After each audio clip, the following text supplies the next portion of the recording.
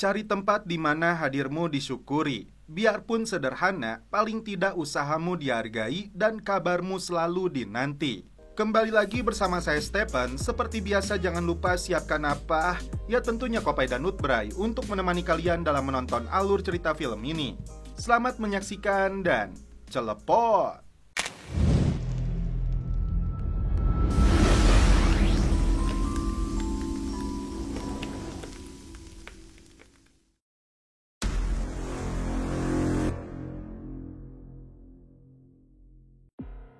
Film dibuka dengan ditampilkannya seorang polisi bernama Maria Delgado dari kepolisian kota Long Beach, Amerika Serikat.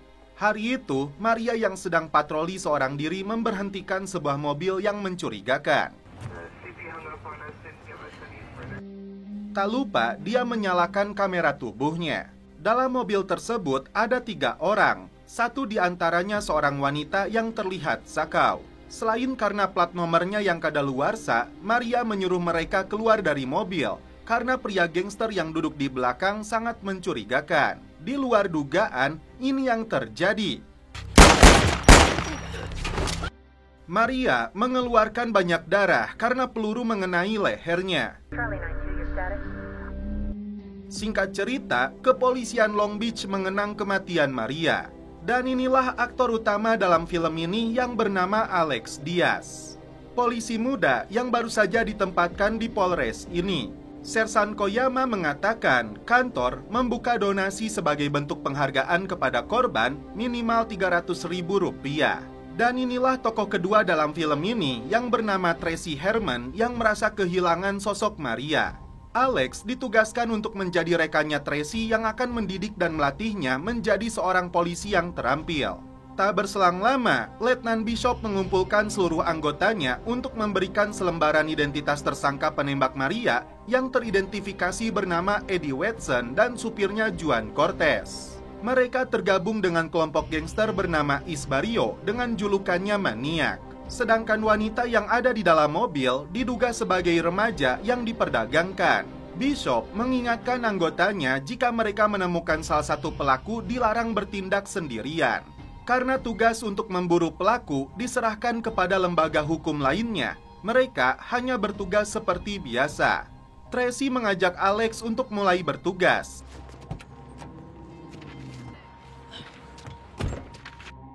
Mengajarkannya hal-hal sederhana sebagai seorang polisi patroli. Tak lupa singgah terlebih dahulu untuk membeli secangkir kopai.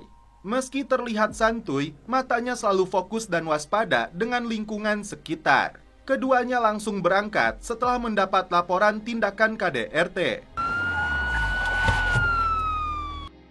Ternyata seorang ibu dipukuli anaknya sendiri. Dengan sigap polisi langsung menangkapnya. Si ibu mengatakan anaknya itu memaksa meminta uang untuk membeli narkoboy. Tapi dia tidak mau anaknya dipenjara hanya karena mereka bertengkar. Si anak yang dimasukkan ke dalam mobil polisi menolak tuduhan ibunya. Kedua polisi ini kembali ke rumah karena si ibu mengunci dirinya di dalam kamar mandi. Setelah didobrak, ternyata yang pecandu itu bukan anaknya, tapi si ibu. Singkat cerita, Tracy dan Alex memberhentikan sebuah mobil karena setelah dicek plat nomornya sudah kadaluarsa. Si pria yang membawa mobil tersebut terlihat teler, mengaku tidak ada narkoboy. Tapi ada pipa paralon 5 inch untuk dia gunakan mengonsumsi narkoboy. Penggeledahan pun dilakukan. Karena tidak ditemukan barang bukti atau benda berbahaya, pemuda ini dilepaskan. Tapi sebelum itu, Alex menyuruhnya untuk menghubungi ayahnya, berharap pemuda ini mau taubatan nasuha. Malam pun poek, dua polisi ini menyempatkan diri makan malam. Tiba-tiba mereka mendengar dari radio teman si penembak Maria teridentifikasi sedang membawa mobil Mustang warna hijau di blok 700 Selatan, Jalan East Hill. Keduanya bergegas pergi untuk melakukan pengejaran. Karena sangat mengenal wilayah tersebut, Tracy mengaku mengetahui tujuan anggota gangster itu. Setelah berhasil melihat mobil pelaku, aksi kejar-kejaran pun dimulai.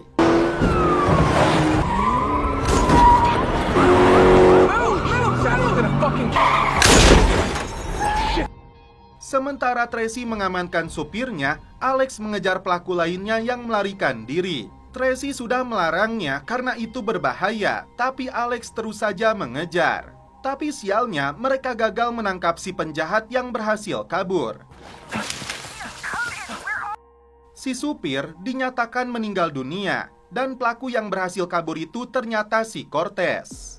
Selain itu, Tracy dan Alex mendapat teguran dari atasan mereka karena Alex dianggap melanggar perintah. Dan Tracy sendiri membahayakan anak didiknya. Tracy tidak memungkiri dirinya punya ambisi untuk mengejar si pembunuh, karena Maria salah satu anak didiknya juga. Setelah mendapat informasi adanya pemblokiran jalan, mereka berdua langsung meluncur ke TKP. Ternyata sekumpulan anak muda sedang menggelar aksi balap liar. Kedua polisi ini diserang menggunakan kembang api dan petasan. Markas menugaskan mereka sebatas memantau dan mengamati situasi. Di waktu yang sama, mereka mendapat informasi penyerangan bersenjata yang menimpa Sersan Roland tak jauh dari lokasi. Setelah mendengar salah satu polisi tertembak, keduanya langsung berlari menuju TKP. Sempat terjadi perkelahian. Roland menugaskan Alex mengejar pelaku yang kabur, tapi Tracy melarangnya. Karena kacaunya situasi di sana, korban dibawa menuju mobil ambulan. Di pagi harinya, mata Alex terlihat masih lebam akibat pukulan penjahat yang berhasil melarikan diri. Karena semasa SMA Alex aktif dalam bisbol, Roland mengajaknya ikut serta dalam turnamen antar divisi. Tracy sedikit tertawa saat melihat wajah anak didiknya ini yang bonyok untuk pertama kalinya. Mereka beruntung karena bukan polisi atau Roland yang ditembak penjahat itu. Tracy lantas mengajak Alex mengunjungi TKP tempat Maria kehilangan nyawa. Inilah alasan Tracy mencegah Alex mengejar pelaku tadi malam, karena dia tidak mau kejadian yang menimpa Maria terulang kembali. Dua polisi ini kembali pergi setelah mendapat laporan pembunuhan. Di lokasi para pecandu yang tinggal di dalam tenda inilah, polisi menemukan potongan kepala layaknya pembunuhan berantai. Saat Alex dan Holt sedang memasang garis polisi, mereka melerai para tunawisma yang sedang bertengkar memperebutkan sesuatu. Setelah Tracy membujuknya, ternyata di dalam tasnya ditemukan potongan tangan dengan tato simbol kelompok gangster East Barrio. Tracy melaporkan kepada letnannya bahwa kemungkinan besar anggota gangster itu dimutilasi oleh kartel. Tapi keinginan dia untuk membantu memburu pelaku yang membunuh Maria ditolak oleh komandannya ini, karena dianggap tidak becus saat menangkap pelakunya. Tracy menghampiri Sersan Koyoma yang berhasil menangkap beberapa pelaku dengan bukti uang dan beberapa gram narkoboy. Dia meminta izin rekannya ini untuk bertanya kepada mereka terkait Maria. Tapi tidak satupun dari mereka yang mengaku mengenal pelaku. Si cewek yang dimintai informasi oleh Alex menyebut anggota geng itu hilang seakan diculik oleh La Llorona. Karena berasal dari lingkungan gangster, Alex mengetahui tentang geng East Barrio dan LB Flores dulunya satu keluarga besar yang kacau. Di malam hari, tim kepolisian mendapat informasi pembunuhan yang terjadi terhadap salah satu anggota gangster. Ibu korban yang histeris marah kepada Spider, menyebut dasar Flores bodoh. Alex berusaha menahan emosinya setelah Spider menghina dan menantang dirinya, membahas tentang penjara. Roland dan Tracy sengaja membiarkan polisi muda tersebut untuk menguji sejauh mana kesabarannya.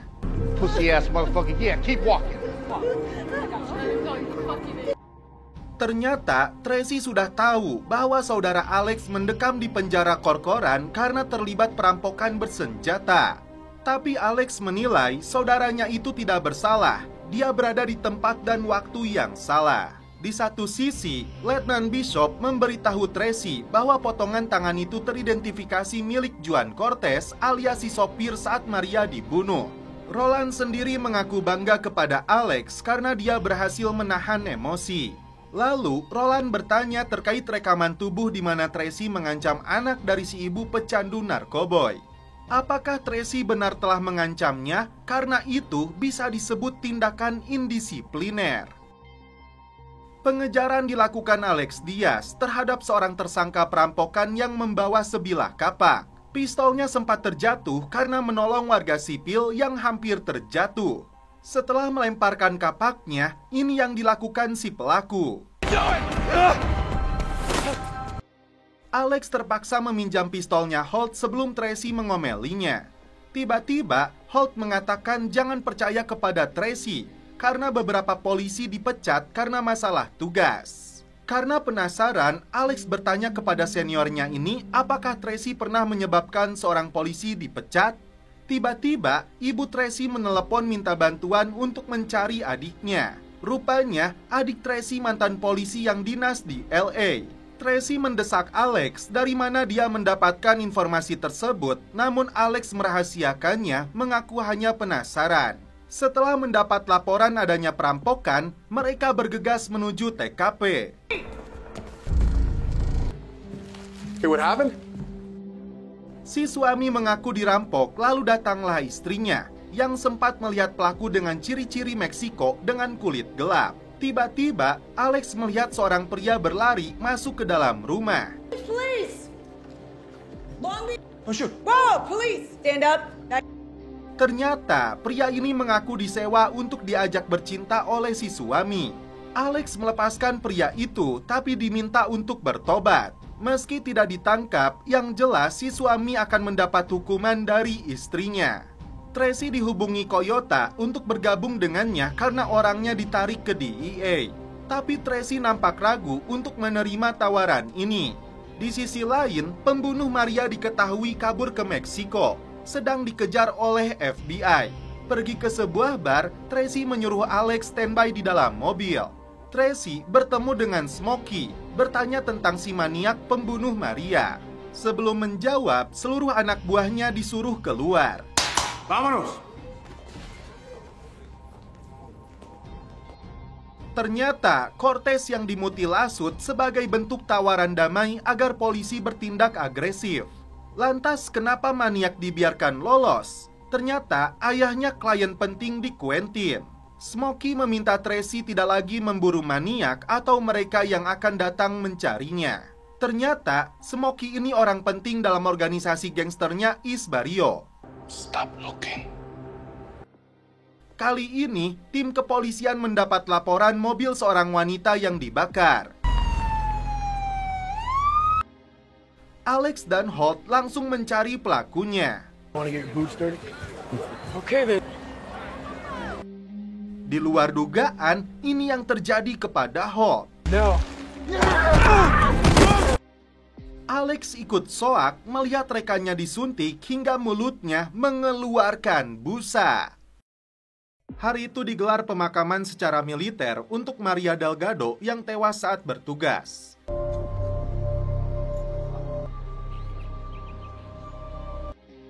Sebenarnya, Tracy ingin mengunjungi keluarga Maria, tapi tidak diperbolehkan oleh pengawas.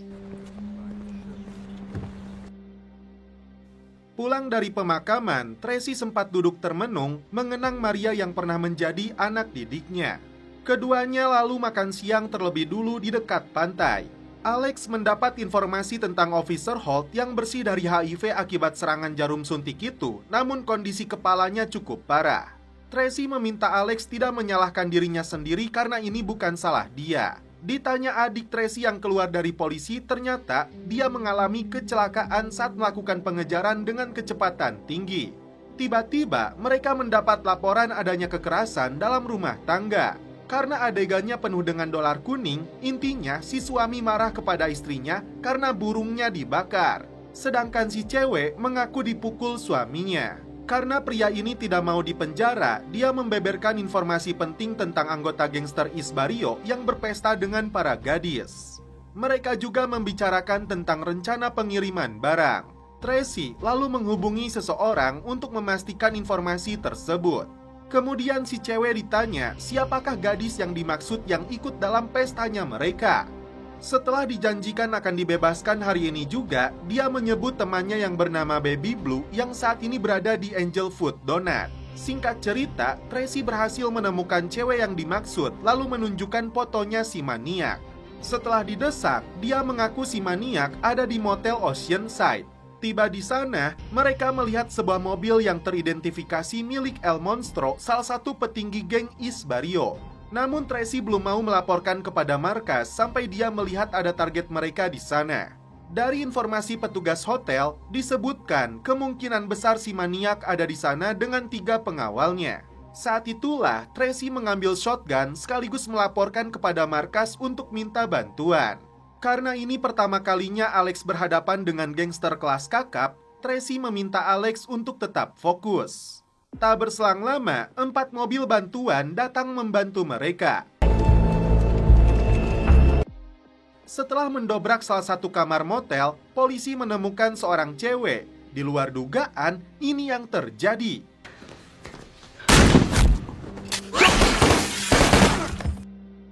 Dua anggota gangster mampus ditembak timah panas. Tracy lalu mengejar tersangka utamanya yang kabur melarikan diri. Tracy hampir saja tewas kehabisan nafas sebelum akhirnya dia berhasil menodong penjahat ini dengan pistolnya. Bala bantuan pun tiba. Tracy lalu melihat kondisi si cewek yang menjadi korban trafficking. Tracy dan Alex sama-sama mendapat pujian dari rekan-rekannya, terutama Sersan Koyoma. Meski ini kali pertama Tracy membunuh penjahat, menurutnya Tracy bisa tidur nyenyak karena penjahat itu menentukan pilihannya. Kembali ke markas, Letnan Bishop hanya ingin tahu dari mana Tracy mendapat informasi para penjahat itu ada di motel. Meski cara mengetahuinya melanggar aturan, Bishop berjanji ini akan menjadi rahasia mereka berdua. Ketika tim kepolisian Long Beach berencana merayakan keberhasilan misi ini, Tracy sendiri memilih untuk pulang. Tapi Alex membujuknya untuk ikut. Good night. Di dalam mobilnya, Tracy kembali menangis, merasa dendamnya atas kematian Maria sudah terbalaskan. Pagi itu, Tracy dan Alex kembali patroli seperti biasanya. Ternyata, Tracy seorang janda dari mantan suaminya yang seorang polisi, juga yang bertugas di LAPD. Alex meminta Tracy mengantar ke tempat ibunya bekerja. Oh, is that her? Tracy bermaksud memperkenalkan diri, namun ternyata ibu si Alex sangat jutek. Ternyata dia sangat membenci polisi karena kasus yang menimpa saudaranya, Alex. Alex terkejut setelah mendapat informasi saudaranya Gabriel yang mendekam di penjara mendapat ancaman pembunuhan karena kasus yang ditangani Alex terkait geng East Barrio. Setelah itu, mereka berdua tiba di lokasi seorang wanita yang sedang menggedor pintu rumah pacar mantan suaminya untuk mendapatkan kembali putrinya. Berdasarkan aplikasi pelacak ponsel, dia yakin putrinya berada di dalam rumah ini, namun pacar dari mantan suaminya itu mengatakan mereka tidak ada di sini. Tracy memaksa si cewek agar membuka pintu untuk menggeledah rumah ini. Thanks. Setelah melihat ada tas anak di salah satu kamar, Tracy pun mulai curiga. Mereka menyusuri kabel yang terhubung ke bagian belakang rumah. Ternyata si anak sedang bersama ayahnya dan seorang dukun yang mengaku sedang membersihkan roh jahat di dalam tubuh bocah tersebut. Karena kondisinya mengkhawatirkan, Tracy meminta dikirim tim medis. Di waktu yang sama, Tracy mendapat informasi dari temannya yang petugas medis bahwa dia melihat adiknya berada di bilik telepon di Junipero Beach. Menurutnya, Tracy harus pergi menemuinya. Ternyata, terakhir kali bertemu, Tracy menciduk adiknya itu mencuri cincin kawin milik orang tuanya untuk dibelikan narkoboy. Karena informasi yang diberikan ibunya itu, Alex sempat mengatakan kepada Tracy untuk meminta bantuan Smokey agar kakaknya yang berada di dalam penjara itu terlindungi dari gangster. Tiba-tiba, mereka melihat sebuah mobil yang menerobos lampu merah. Setelah mobil tersebut dihentikan, ternyata supirnya seorang pria tua yang masih menggunakan kostum khusus operasi. Ternyata otaknya terganggu efek dari obat bius. Si Alex hanya tersenyum melihat tingkah kocak pria tua ini. Tiba-tiba, Gabriel menghubungi Alex dari balik penjara mengatakan kondisinya baik-baik saja, meskipun geng East Barrio menandainya. Tapi Alex tetap saja khawatir berencana untuk memindahkannya ke penjara yang lebih aman. Tracy menolak keinginan Alex untuk kembali menemui Smokey karena dia dianggapnya sebagai pembunuh berdarah dingin. Tiba-tiba, mereka melihat pasangan suami istri ribut di pom bensin. Si suami mengancam akan bunuh diri karena istrinya menghisap ganjo siang dan malam, tidak peduli kepada anak mereka. Situasi kembali tegang karena si suami memegang sesuatu di dalam saku bajunya. Setelah itu, dia menyiram tubuhnya dengan bensin, mengancam akan membakar dirinya. Alex sudah berusaha untuk membujuknya, namun ini yang terjadi. Di sini, Tracy membeberkan tuduhan beberapa polisi terhadapnya yang menyebut dirinya menyebabkan rekannya Lastman dipecat. Ternyata itu karena dia sendiri yang terlalu keras kepada tersangka. Meski Tracy tidak melayangkan keluhan, ternyata itu hasil penyelidikan yang dilakukan Provos. Akibatnya, Sersan Lastman yang kehilangan promosi jadi letnan dan Bishop yang ditunjuk sebagai gantinya. Tracy dan Alex tiba di lokasi keributan di antara dua pengguna jalan. Di lokasi tersebut ditemukan seekor anjing yang sudah sekarat. Si pemuda dituduh telah menabrak anjing tersebut meski saksinya kurang kuat. Karena dinas pengendali anjing tiba 2 jam lagi, Tracy bermaksud membawa anjing itu dengan mobilnya. Namun karena kondisinya yang sudah terlalu buruk, Sersan Lastman terpaksa menembak anjing tersebut untuk mengakhiri penderitaannya. Setelah Alex memberitahu saudaranya yang berada di dalam penjara mendapat serangan, akhirnya Tracy mengajaknya menemui Smokey. Bos gangster Isbario ini meminta imbalan jika Alex tidak ingin saudaranya yang berada di dalam penjara menjadi sasaran. Smokey meminta Tracy untuk menangkap dan menjatuhkan geng musuhnya, tapi Tracy menolak. Sempat terjadi ketegangan karena mereka memancing amarahnya Alex. Mereka keluar dari bar tersebut untuk mencari cara lain menyelamatkan saudaranya Alex. Alex sendiri tidak bisa menghubungi kembali Gabriel karena ponselnya sudah disita. Keduanya bergegas pergi ke TKP setelah mendapat laporan adanya korban yang overdosol. Di dalam rumah ini, puluhan remaja sedang menggelar pesta. 3 remaja hampir tewas akibat overdosol. Jika Tracy dan Alex tidak segera menyelamatkan mereka. 2 korban diantaranya ternyata kakak beradik. Sebagai seorang kakak, seharusnya dia melindungi adiknya. Mengingatkan Tracy yang seharusnya dia juga melindungi saudarinya sendiri. Malam itu juga, Tracy mengajak Alex untuk mengunjungi para pengguna narkoboy yang memilih hidup di dalam tenda tempat adiknya tinggal. Tracy membujuk Jen untuk ikut pulang ke rumah karena ibu mereka sangat khawatir. Karena Jen menolak dan malah mempermainkannya, terpaksa Tracy memborgol tangannya. Fucking go! No, I said no!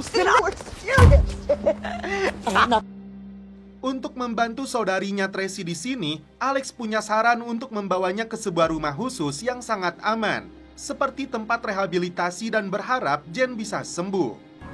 Just trust me.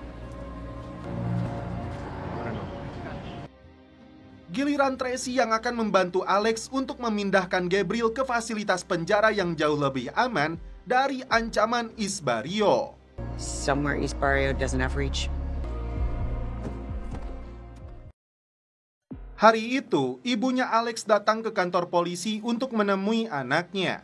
Dia ingin tahu kemana Gabriel dipindahkan. Alex hanya menjawab ke penjara yang jauh lebih aman, namun dia tidak bisa memberitahunya demi keselamatan Gabriel sendiri. Jika sebelumnya sangat jutek, kali ini ibunya Alex berterima kasih kepada Tracy. Kali ini, tim kepolisian datang ke TKP perampokan bersenjata yang memakan korban. Para pelaku itu membobol brankas. Tracy nampak membantu seorang wanita yang syok atas kejadian ini. Dia mengatakan para pelaku itu seakan sudah mengetahui letak brankasnya. Tiba-tiba, tim mendapat laporan dari seorang perempuan yang menjadi korban 3 laki-laki bersenjata yang mengenakan masker masuk ke rumahnya. Tiba di TKP, Tracy membantu korban yang terluka parah mengaku bernama Leona. Masuk ke dalam, mereka melihat dinding rumahnya sudah jebol, diduga membawa kabur sebuah brankas. Dan ternyata ayah dari Leona itu adalah si Smokey. Karena itu, Leona memilih tutup mulut tentang para pelaku. Lastman berpendapat ini dilakukan geng Flores, musuhnya Barrio. Tapi Tracy menilai justru ini dilakukan anggota geng Barrio sendiri. Alasannya karena mereka tahu persis letak berangkasnya. Para gegedugnya Barrio marah karena Smokey gagal melindungi si maniak. Tak berselang lama, datang Smokey yang ingin mengecek keadaan putrinya. Agar anaknya aman, Smokey diminta untuk mengatakan siapa dalangnya, namun dia tidak mau bicara. Sersan Lasman berencana untuk mengobrak-ngabrik kawasan gangster untuk mencari dalangnya meski Tracy tidak setuju dengan langkah tersebut. Singkat cerita, tim kepolisian terjun ke lapangan untuk memburu kawanan perampok bersenjata yang bersembunyi di lingkungan gengnya East Barrio. Penangkapan besar-besaran akan dilakukan polisi sebelum perang antar gangster pecah. It's about preventing more bloodshed. Tapi Tracy dan Alex lebih memilih untuk mencari informasi lebih detail dengan membujuk Leona. Alex datang ke rumah sakit berharap Leona mau bicara karena ayahnya bisa terbunuh duluan sebelum dia melakukan aksi balas dendam. Akhirnya, Alex dan Tracy pergi setelah mendapat informasi salah satu pelaku diketahui bernama Edgar Torres alias El Oso. Tiba di lokasi, mereka menemukan dua anggota gangster sudah bersimbah darah. Police, show me your hands! Harmon, hey, got a pulse. Some shot wounds. Send me homicide. Upaya pertolongan dilakukan terhadap salah satu korban, tapi mereka tidak berhasil menyelamatkannya. Come on. Come on. Come on. Keriuhan terjadi di wilayah yang dihuni anggota geng East Barrio ketika polisi menggelar penangkapan besar-besaran. Sersan Lasman tidak peduli dengan situasi yang terjadi sekarang karena dia marah bocah yang masih berusia 7 tahun menjadi korban peperangan antar gangster. Tiba-tiba, Koyama mengajak Tracy untuk memburu Smokey karena dia memiliki bukti dan rencana untuk menjebaknya. You in? Tim bergerak untuk menangkap salah satu anteknya Smokey yang bertugas di dermaga mengatur rencana datangnya narkoboy pesanan bos gangster itu yang berasal dari Cina. Been busting my ass all day at the dock. Move and I drop you. Unless your hands by your head. Pria ini akan dimanfaatkan tim untuk bekerja sama menciduk Smokey berikut barang buktinya. 11 down at the port. Figure Smokey? And we? you come along, don't make you a tough bitch. Sementara itu, kepolisian Long Beach mendapat respon negatif dari warga karena melakukan penangkapan semena-mena tanpa bukti. Di pagi harinya, Tracy kembali mendapat tawaran dari Koyama untuk bergabung dengan unitnya. Meski menyambutnya, Tracy belum bisa memutuskannya. Mereka membeberkan rencana penangkapan Smokey dan barang bukti narkoboy yang ditaksir mencapai $1 juta. Koyama memberitahu timnya mereka untuk mengintai pergerakan informan sampai transaksi digelar, dan saat itulah mereka akan bertindak. Di malam harinya, Tracy akhirnya memberitahu Alex bahwa Koyama mengajaknya bergabung dengan timnya. Tim mengintai pergerakan informan mereka yang memasukkan barangnya ke dalam sebuah truk kontainer.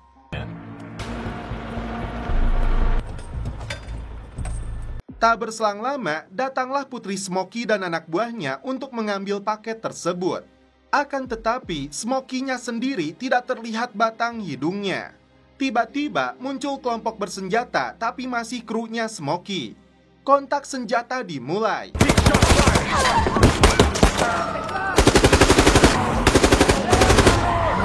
Tiba-tiba, Alex berlari di tengah baku tembak untuk menyelamatkan Leona. Disinilah Alex melihat Smokey lalu menembaknya. Tapi Leona menembak ke arah Alex berniat menghabisinya. Untung saja Koyama lebih dulu menembaknya.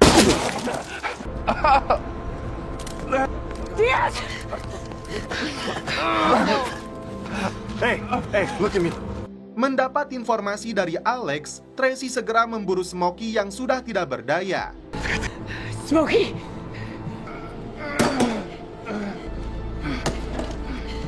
Alex beruntung karena satu peluru mengenai rompinya dan satu peluru lagi mengenai bahunya. Meski Alex salah, Tracy tidak mau marah tapi langsung memeluknya karena anak didiknya ini lolos dari maut. Alex sendiri berterima kasih kepada Koyama yang telah menyelamatkan nyawanya. Tugas mereka belum usai dalam menangkap bos besarnya Smokey yang terhubung dengan triad Cina. Di sisi lain, rencana pemindahan ke unit narkoboy Tracy gagal karena ulah komandannya.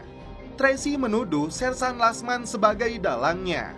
Tapi ternyata bukanlah Lasman yang melakukannya. Justru dia menutup tindakan indisipliner yang dilakukan Tracy. I told her, sit down, but nothing came of it. You wanna know why? Team, it sure the fuck wasn't me. Di depan para komandannya, Alex mengucapkan terima kasih khususnya kepada Tracy yang telah mendidik dan melatihnya dari polisi muda yang tidak tahu apa-apa, jadi banyak belajar di lapangan. Meski memuji keberanian Alex, namun ternyata Tracy merekomendasikan agar Alex kembali menjalani ujian percobaan dari awal lagi.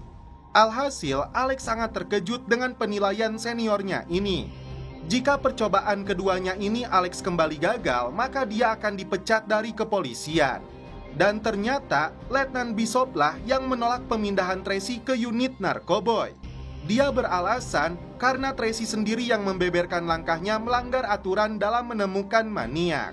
Jika letnan lain yang mengetahuinya, dipastikan Tracy sudah dipecat. Mau tidak mau, Tracy menerima keputusan ini. Tapi dia meminta Alex kembali menjadi partnernya sampai dia benar-benar layak untuk menjadi polisi sesungguhnya. Alhasil, sama-sama merasa gagal, keduanya kembali patroli bersama. That's why I told Bishop you're sticking with me. For however long it takes.